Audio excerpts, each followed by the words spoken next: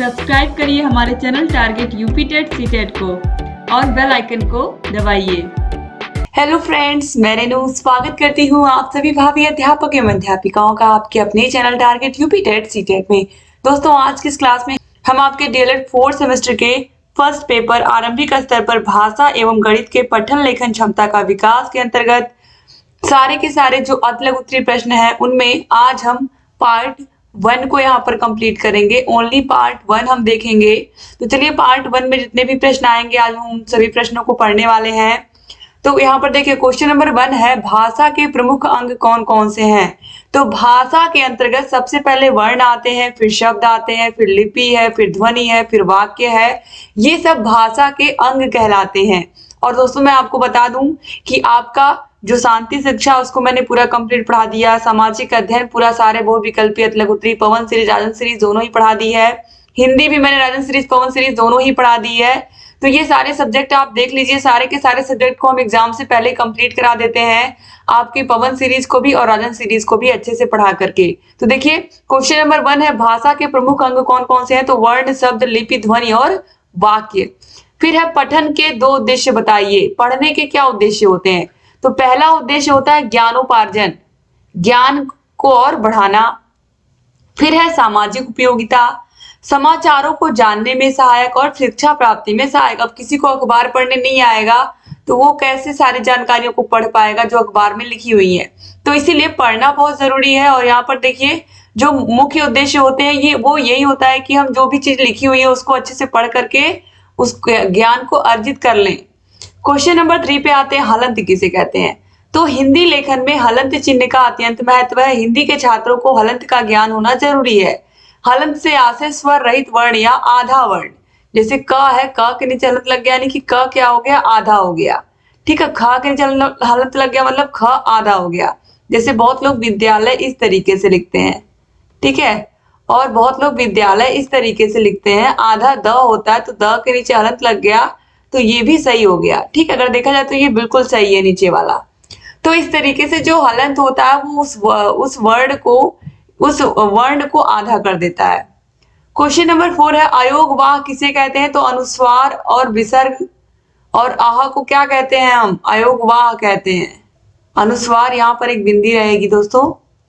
Question number 5 पे आते हैं, समास किसे कहते हैं। 2 या 2 से अधिक पद जब अपने विभक्त चिन्ह या अन्य शब्दों को छोड़ करके एक पद हो जाते हैं तो इसे हम समास कहते हैं। जैसे माता और पिता को हम क्या लिख सकते हैं, माता पिता डैश लगा के बीच में, जिसे हम द्वंद्व समास भी कहते हैं। अब क्वेश्चन नंबर 6 पे आते हैं। क्वेश्चन नंबर 6 है, ह्रस्व स्वर किसे कहते हैं। तो जिन शब्दों के उच्चारण में कम से कम समय लगता है उन्हें हम ह्रस्व स्वर कहते हैं, जैसे अ, ई, उ। फिर क्वेश्चन नंबर 7 पे आते हैं, हिंदी की लिपि का क्या नाम है। तो हिंदी की लिपि देवनागरी लिपि कहलाती है। क्वेश्चन नंबर 8 है, अनुनासिक ध्वनियां कौन कौन सी होती हैं। तो हंसी, चांद, पान, मुंह आदि। क्वेश्चन नंबर 9 है, गणित के अवयवों के नाम लिखिए। तो बीज गणित, रेखा गणित, सांख्यिकी, ये सब अलग अलग अवयव है गणित के। और यहाँ पर आप देखिए, ये सारे के सारे प्रश्न 2022 के एग्जाम में पूछे हुए हैं, तो आप लोगों के लिए ऑलरेडी ये बहुत इंपॉर्टेंट है। क्वेश्चन नंबर 10 पे आते हैं, शुद्ध उच्चारण के कारण बताइए। अशुद्ध उच्चारण के कारण यानी कि बच्चे शब्दों का या वाक्यों का अशुद्ध उच्चारण क्यों करते हैं, सही से शब्दों को क्यों नहीं बोल पाते हैं। तो देखिए, पहला है ध्वनि लोपन, किसी ध्वनि का लोप कर देना, यानी कि बच्चा पूरा सेंटेंस पढ़ ही नहीं रहा है, पूरा वाक्य या पूरा शब्द पढ़ ही नहीं रहा है। फिर है ध्वनि विकृति, किसी ध्वनि का अल्प उच्चारण या अति उच्चारण। फिर है ध्वनि का सही ज्ञान ना होना। फिर है उच्चारण के साथ नियमों का ज्ञान ना होना। फिर है हकलाना या तुतलाना या कम सुनना। ये सभी अशुद्ध उच्चारण के कारण हो सकते हैं। अगर व्यक्ति कम सुनता है तो वह कम सुनने की वजह से भी अशुद्ध उच्चारण कर सकता है, कोई भी बच्चा अगर शिक्षक पढ़ा रहा है कक्षा में। क्वेश्चन नंबर 11 पे आते हैं, ध्वनि की परिभाषा लिखिए। ध्वनि का अर्थ केवल उन ध्वनियों से है जिनका प्रयोग मनुष्य बोलचाल में करता है, जिन्हें लिखित रूप में प्रयोग करने के लिए विभिन्न लिपि चिन्हों का प्रयोग किया जाता है। इन्हीं लिपि चिन्हों को वर्ण कहते हैं। ध्वनि भाषा की सूक्ष्मतम इकाई होती है, याद रखिएगा। कभी कभी एग्जाम पूछता है कि भाषा की सूक्ष्मतम इकाई क्या है, तो क्या है, ध्वनि है। क्वेश्चन नंबर 12 है संयुक्त व्यंजन किसे कहते हैं? तो संयुक्त व्यंजन का अर्थ दो या दो से अधिक व्यंजनों का संयोग। अन्य शब्दों में हम कह सकते हैं जब एक से अधिक व्यंजन एक साथ इकाई के रूप में प्रयोग होते हैं तब वे संयुक्त व्यंजन कहलाते हैं, जैसे कि छ, त्र, ज्ञ, श्र। यानी कि संयुक्त व्यंजन दो दो व्यंजनों से मिलकर के बने होते हैं, जैसे कि छ है तो ये क और श से मिलकर के बना हुआ है। इसी प्रकार त्र है त और र से ज्ञ है ज और य से स्र है श और र से मिलकर बना हुआ है। क्वेश्चन नंबर 13 पे आते हैं। श्रुत लेख क्या है, इसका महत्व तो बताइए। तो श्रुत लेख, श्रुत मतलब सुनना, लेख मतलब लिखना, यानी कि सुनकर लिखना। जब विद्यार्थी लिखने में प्रवीणता को प्राप्त हो जाता है और प्रतिलिपि भी लिख सकता है तब हमें उसे श्रुत लेख लिखने की प्रेरणा देनी चाहिए। क्वेश्चन नंबर 14 है आरोही क्रम को उदाहरण सहित समझाइए। आरोही क्रम में सबसे पहले छोटी संख्या को लिखा जाता है, फिर उससे बड़ी संख्या को इसी क्रम में और अंत में सबसे बड़ी संख्या को लिखते हैं। जैसे कि इस तरीके से लिखा हुआ है 12, 16, 8, 7, उसके बाद फिर 10, फिर 15। ठीक है, तो इसमें सबसे छोटा जो है उसको हम सबसे आगे रखेंगे। तो यहाँ पर 7 सबसे छोटा है तो 7, फिर 8, फिर इस तरीके से दोस्तों यहाँ पर देखिए 10, फिर 12, फिर 16, फिर 15। तो ये क्या हो गया, आरोही क्रम में हो गया। और इस तरीके से ये यहाँ पर घटते से यानी कि छोटे से बड़े की तरफ जाएंगे तो हम आरोही कहेंगे, आरोही क्रम। अगर उल्टा जाएंगे तो वही हो जाएगा अवरोही क्रम। क्वेश्चन नंबर 15 है 889 के सभी अंकों का स्थानीय मान लिखिए। तो 9 इकाई, दहाई, सैकड़ा। तो यहाँ पर देखिए 9 गुणे 1 यानी कि 9 हो जाएगा। और यहाँ पर 8 गुणे 10 क्योंकि एक अंक है यहाँ पर 8 के बाद, तो 8 गुणे 10 80 के बराबर हो जाएगा। और यहाँ पर 1, 2, 3, तो 8 के बाद कितने अंक है, 2 अंक। तो 8 के साथ कितने अंक लगेंगे, 0 के 2।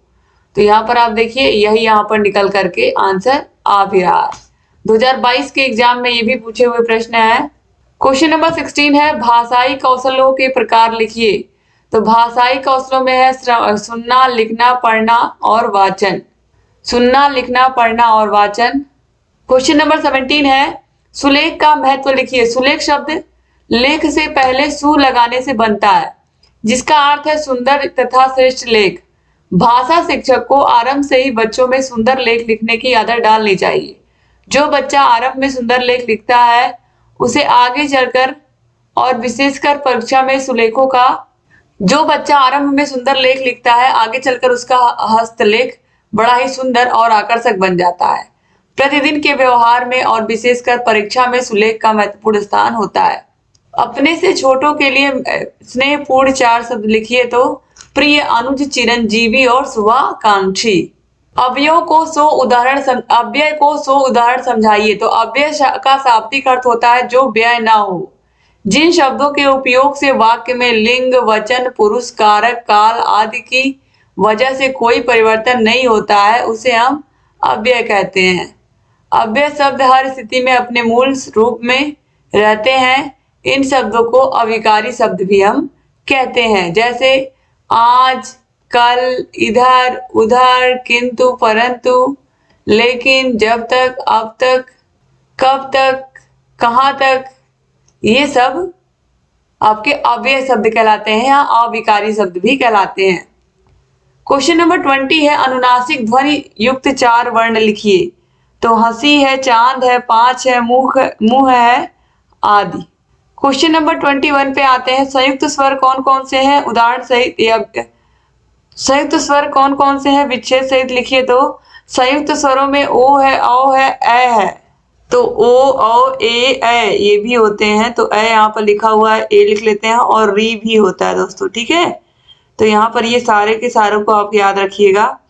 क्वेश्चन नंबर 22 है राम ने रावण को मारा, वाक्य को कर्मवाच्य में परिवर्तित करिए। तो रावण राम के द्वारा मारा गया। क्वेश्चन नंबर 23 है लिखना सिखाने की पद्धतियों को बताइए। तो सबसे पहले मांटेसरी विधि है, मारिया मांटेसरी इसकी जनक है। फिर है रूपरेखा अनुकरण विधि, फिर है अनुकरण विधि, फिर है मनोवैज्ञानिक विधि, फिर है चित्रलिपि और फिर पेस्टोलॉजी की रचनात्मक प्रणाली और लास्ट में है जैक टॉट विधि। क्वेश्चन नंबर 24 है पठन की प्रक्रिया में आरोह अवरोह का महत्व बताइए।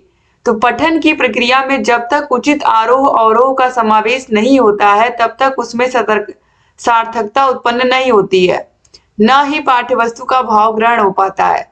पाठ्यवस्तु के भाव के अनुसार उचित आरोह अवरोह का अभाव उसके भाव ग्रहण करने में भ्रम उत्पन्न कर देता है। इसलिए पठन का मूल तत्व आरोह अवरोह है। अनेक अवसरों पर छात्रों द्वारा उचित आरोह अवरोह का ध्यान न रखते हुए भी पठन किया जाता है। जहां पर जिस तरीके से पढ़ा दिया जाता है बच्चे उसी प्रकार से पढ़ लेते हैं। तो यहाँ पर यही कहा जा रहा है कि बच्चों की जो पठन प्रक्रिया होती है उसमें कहाँ ठहरना है, कैसे रुकना है, कैसे कितना बोलना है, ये बच्चों को पता होना चाहिए जब बच्चे भाषा को पढ़ रहे होते हैं। अगर ये पता हो तो बच्चे गलतियां ना करें, उच्चारण में दोषी ना हो। क्वेश्चन नंबर 25 पे आते हैं। अग्नि के 4 पर्यायवाची लिखिए। तो अग्नि का अनल, पावक, दहन, कृशान, ये सब क्या है? अग्नि के पर्यायवाची हैं। आगे बढ़ते हैं। क्वेश्चन नंबर 26 है, घटाने से क्या आशय है? तो घटाना एक संख्या से दूसरी संख्या को कम करना या एक संख्या में से दूसरी संख्या को कम करना घटाना कहलाता है। ये जोड़ का विलोम होता है। 2021 में देखिए परिभाषा ही पूछ लिया है। क्वेश्चन नंबर 27 पे आते हैं दोस्तों। संबोध निर्माण के चरण से क्या समझते हैं? संबोध निर्माण के चरण से आप क्या समझते हैं? तो गणित की संख्या बोध का अर्थ है संख्याओं का अंतः प्रज्ञात्मक समझ या बोझ। संख्याओं के बोध में संख्याएं, उनका परिमाण, उनका परस्पर संबंध, छोटा बड़ा आदि तथा उन पर संक्रिया करने से वे कैसे प्रभावित होते हैं आदि सभी चीजें सम्मिलित हैं। क्वेश्चन नंबर 28 पे आते हैं। किसी संख्या के भाजक 9, भागफल 7 तथा शेषफल 6 है तो भाज्य ज्ञात करिए। तो देखिए यहाँ पर पूरा का पूरा फॉर्मूला हम लगा देंगे और फॉर्मूले से हम इसको निकाल लेंगे। तो भाजक गुणे भागफल बराबर, यहाँ पर देखिए शेषफल होगा, शेषफल, ठीक है। तो दोस्तों यहाँ पर देखिए फॉर्मूला भाज्य बराबर भाजक गुणे भागफल प्लस शेषफल, ठीक है। तो यहाँ पर आप जोड़ लेंगे। तो यहाँ पर देखिए भाजक गुणे भागफल प्लस शेषफल बराबर, यहाँ देखिए भाजक कितना है 9 है, गुणे भागफल 7 है, प्लस शेषफल 6 है। तो 63, 9 7 63 प्लस 6 69 आ जाएगा, ठीक है। इसके बाद क्वेश्चन नंबर 29 पे आते हैं। किसी पुस्तकालय में एक अलमारी में 725 पुस्तकें आती हैं, तब 7,19,925 पुस्तकों को रखने के लिए कितनी अलमारियों की आवश्यकता होगी? तो 725 से जब हम भाग दे देंगे तो हमें मिल जाएगा 993 अलमारी, यानी कि 993 अलमारियां हमें और चाहिए। क्वेश्चन नंबर 30 है। हिंदी भाषा सीखने में प्रमुख अंग कौन कौन से हैं? तो सुनना भाषा सीखने का प्रमुख तथा प्रथम अंग है। बच्चा सुनकर तथा पढ़कर अपनी भाषा सीखता है। भाषा कौशल के अंतर्गत 4 बातें आती हैं, सुनना, बोलना, पढ़ना और लिखना। क्वेश्चन नंबर 31 है। संयुक्त वाक्य किसे कहते हैं? जिस वाक्य में 2 स्वतंत्र उपवाक्य किसी समानाधिकरण समुच्चय बोधक द्वारा एक दूसरे से जुड़े होते हैं वह संयुक्त वाक्य कहलाता है। जैसे कि सोहन पढ़ रहा है और मोहन खेल रहा है। क्वेश्चन नंबर 32 है। कहानी शिक्षण से आप क्या समझते हैं? कहानी शिक्षण बालकों के ज्ञान में वृद्धि करने तथा बालकों के मनोरंजन तथा आनंद का सर्वश्रेष्ठ साधन है, जो छात्रों में विचार, कल्पना तथा तर्क शक्ति को विकसित करता है। क्योंकि जब बच्चे कहानी सुनते हैं शिक्षक से तो वो विभिन्न प्रकार के प्रश्नों को भी टीचर से पूछते हैं। क्वेश्चन नंबर 33 है। सौभाग्य का विलोम क्या? सौभाग्य का विलोम क्या होगा? दुर्भाग्य होगा। क्वेश्चन नंबर 34 है। इकाई किसे कहते हैं? तो एक सी वस्तुओं के समूह में से किसी एक वस्तु को उस वस्तुओं के समूह की इकाई कहा जाता है। क्वेश्चन नंबर 35 है। अंक का स्थानीय मान किसे कहते हैं? तो अंक किसी भी संख्या के किसी भी अंक का स्थानीय मान ज्ञात करने के लिए दाएं से बाएं की ओर संख्या के स्थान की गिनती करते हैं, फिर उसके स्थानीय मान का निर्धारण करते हैं।